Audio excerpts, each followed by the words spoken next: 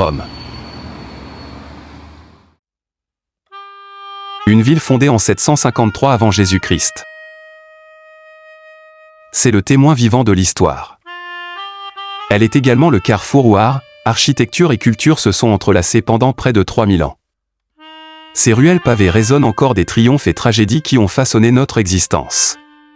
Les statues imposantes, les majestueux aqueducs et les temples dédiés aux dieux symbolisent la grandeur de cette civilisation. Mais, une question se pose. Comment mangeaient les Romains? Combien de repas prenaient-ils par jour? Quel était le repas le plus important et comment se déroulait-il? Plongeons ensemble au temps de la Rome antique pour répondre à toutes ces questions.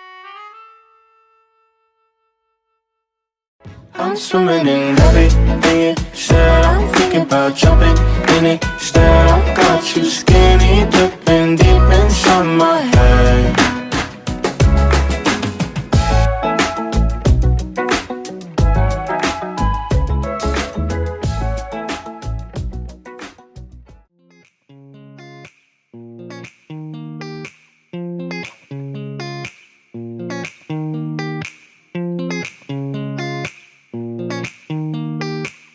Tout comme les Français d'aujourd'hui, les Romains de l'époque, qu'ils soient pauvres ou riches, partageaient une routine quotidienne de 3 repas.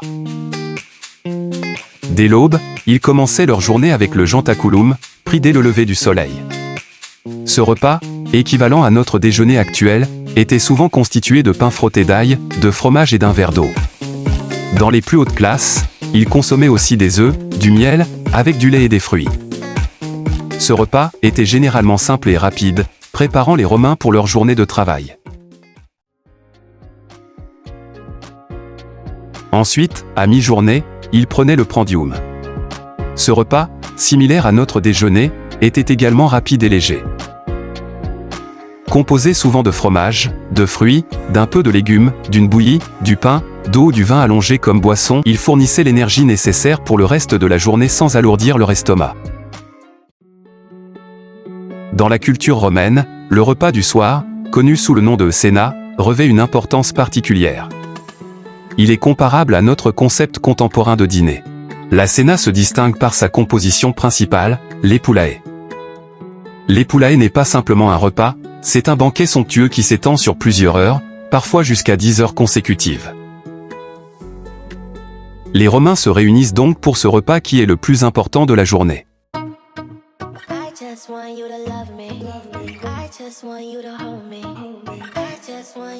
Dans l'ancienne Rome, avant l'arrivée des convivats, les invités, un rituel bien orchestré se mettait en place.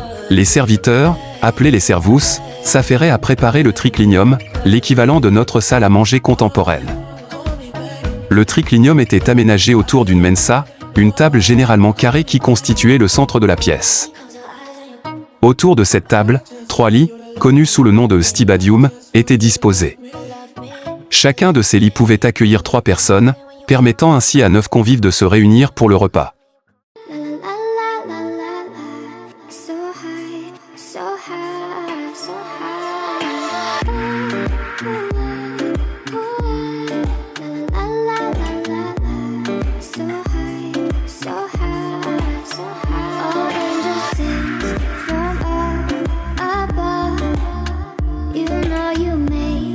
L'arrivée d'un invité pour un banquet était un événement ritualisé et plein de détails.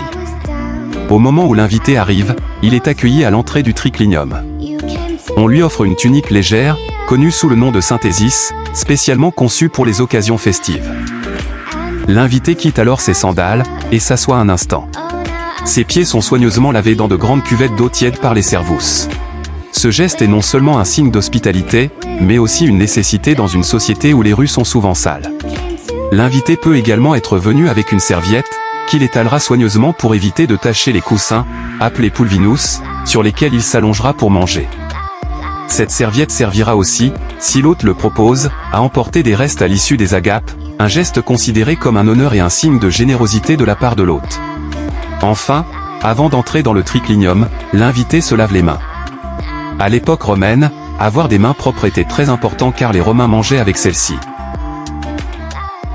Ce rituel de purification alors marque le début du banquet.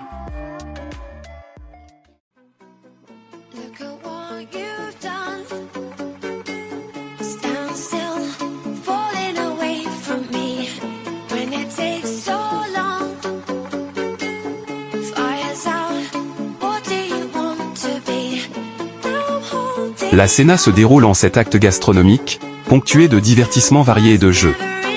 Entre chaque délicieux plat, les esclaves se chargent de laver les mains des convives avec une eau parfumée. Certains Romains, dans leur désir insatiable de savourer encore plus de plats, n'hésitaient pas à se chatouiller le fond de la gorge avec une plume pour provoquer le vomissement, libérant ainsi de l'espace pour continuer à se délecter des mets proposés. Au cours du repas, si de la nourriture vient à tomber par terre, chaque Romain fait preuve de respect en s'abstenant de la ramasser, afin de ne pas priver les défunts de leur part de nourriture.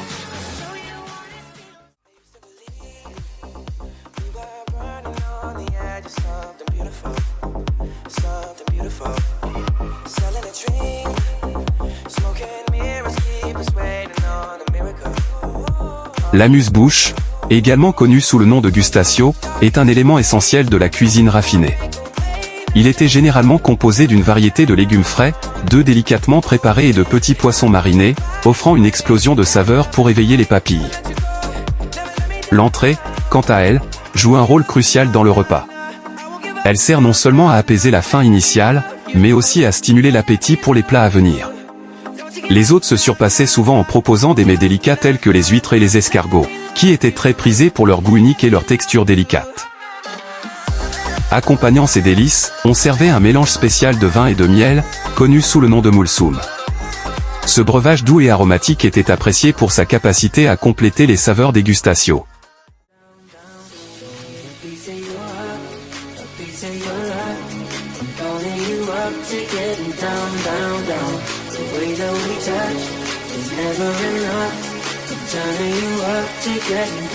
Le premier plat, connu sous le nom de prima mensa, est un véritable festin pour les sens. Il se présente sous la forme d'une sélection de légumes croquants, soigneusement préparés et servis avec des viandes ou des poissons en sauce. Ces plats sont généralement riches en épices et en aromates, offrant une palette de saveurs qui éveille le palais et prépare à la suite du repas. Lors du deuxième service, également appelé prima mensa, la table se transforme en un spectacle culinaire. On y voit arriver une variété de viande ou de volaille, préparée de différentes manières, rôtie à la perfection, bouillie pour une tendreté optimale, grillée pour un goût fumé, ou encore mijotée en sauce pour une saveur profonde et complexe. Les saucisses et les ragoûts ajoutent une dimension supplémentaire à ce festin, avec leur texture variée et leur saveur robuste. Ces mets délicieux sont toujours accompagnés de vin, qui est traditionnellement coupé d'eau pour en adoucir le goût. Ce vin, servi à température idéale, complète parfaitement les saveurs des plats servis.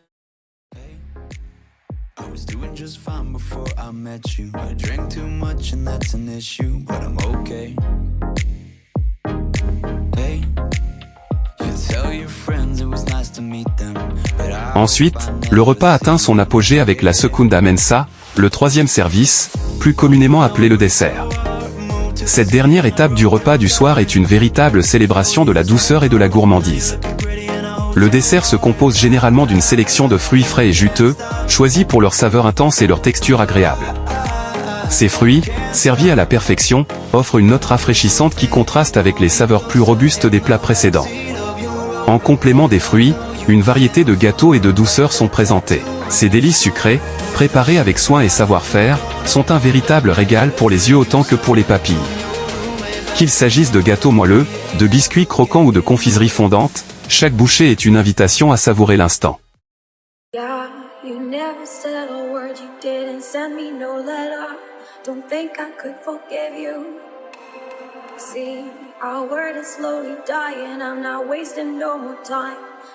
Enfin, les repas s'achèvent sur un quatrième service, le commissatio. Le commissatio, une sorte de fête qui suit le repas, donne le ton pour le reste de la soirée. C'est à ce moment qu'est désigné un roi de boisson, une figure centrale qui, en fonction de son humeur, détermine les quantités et les types de vins que les convives doivent boire. Il peut également décider si les convives doivent se livrer à des discussions légères et philosophiques ou s'adonner à la joie de l'ivresse.